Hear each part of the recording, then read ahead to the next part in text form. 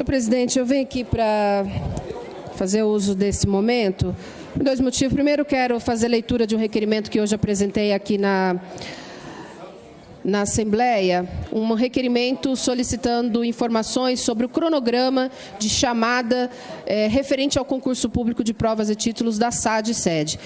Especificamente sobre o quê? Solicitamos que seja fornecido informações sobre o quadro de vagas vigente para a rede estadual de ensino, apontando o total com a devida alocação nas unidades do exercício. Especifique-se a distribuição das vagas puras destinadas aos profissionais de educação por município e unidade de ensino. Aponte quantas vagas estão em vacância por área de conhecimento organizadas em tabelas por município e unidade de ensino ou demais locais de exercício. Sejam informadas se as vagas destinadas no referido certame foram e encontram-se preenchidas. Sejam respondidas quais áreas demandaram mais profissionais da educação de abertura das vagas efetivas. Informe de forma organizada por tabelas separadas por município, unidade e de exercício e área de conhecimento. Informe quantas vagas puras são ocupadas atualmente por profissionais convocados. Informe qual o cronograma de convocação dos professores aprovados nas vagas remanescentes do referido concurso público.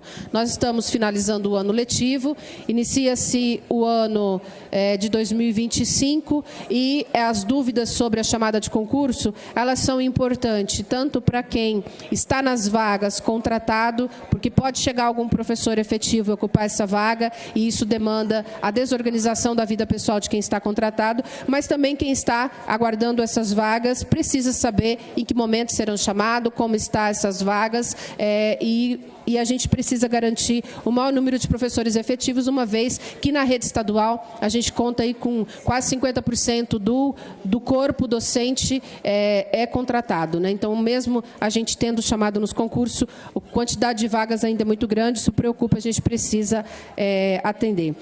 Eu queria também fazer uma discussão sobre o projeto de lei que hoje está em discussão, que foi pedido vistas, mas amanhã nós vamos estar em visita e acompanhando o presidente Lula, então talvez a gente não esteja aqui para fazer o devido debate, mas eu gostaria de apresentar aqui o seguinte. Nós temos uma situação bastante preocupante, que é, inclusive, a própria reivindicação das escolas para que se coloque câmaras nas escolas como uma forma de proteção aos professores e professoras. Eu queria dizer que essa demanda é uma demanda nova, que essa necessidade, que essa urgência, ela passou a existir depois de mudanças na sociedade, de cobranças equivocadas sobre a escola e que a gente precisa debater. Hoje nós temos professores que trabalham sobre o viés do medo.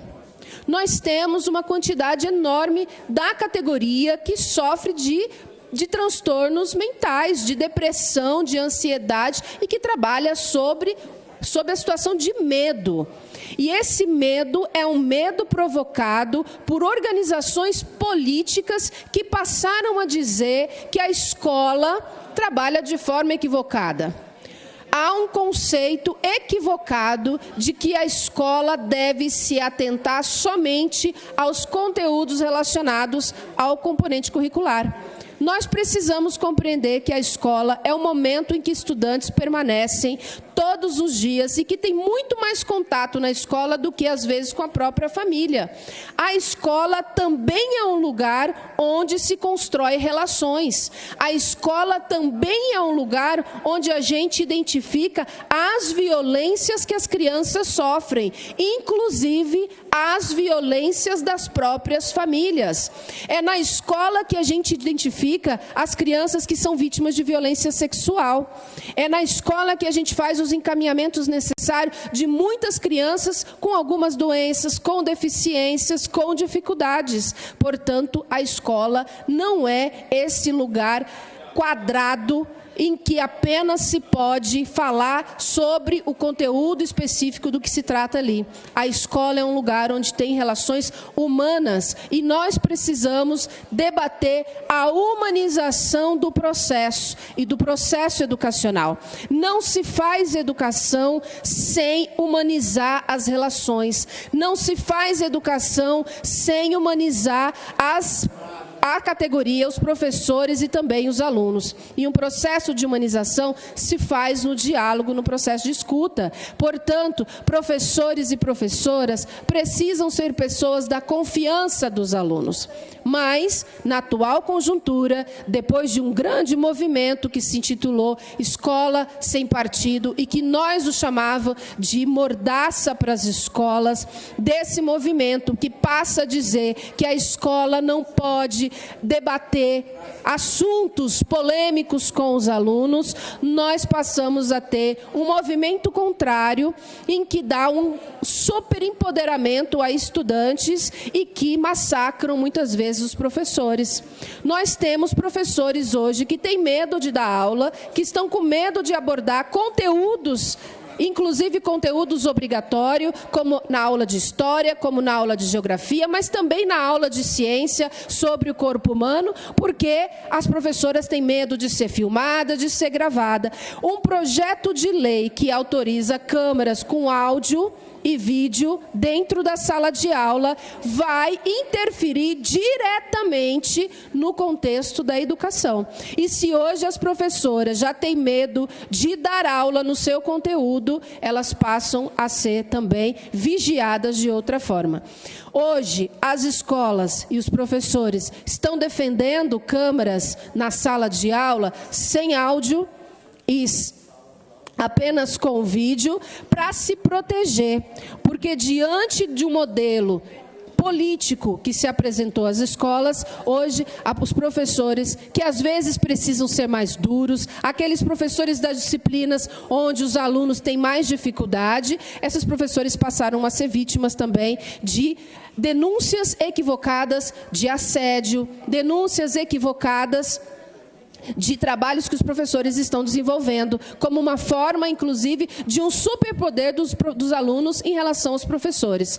Nós defendemos que a escola precisa continuar sendo esse espaço de denúncias de assédio e de proteção aos adolescentes e às crianças. Mas essa proteção não se faz no nível de vigilância do trabalho e no nível de vigilância dos professores e das professoras. É preciso equilibrar essas forças. É preciso estimular o diálogo como uma forma de combate à violência. E a vigilância, sem o estímulo de um diálogo, é um trabalho também, um tiro no pé do Estado e um problema sério, porque esta relação de superpoder dos alunos em relação aos professores, essa relação de vigilância constante ao trabalho, sem estrutura e sem condições de trabalho, e é bom a gente dizer aqui que esse é um método que pode colocar os professores como numa situação de vigilância constante, quando esses professores não têm sequer condições de trabalho.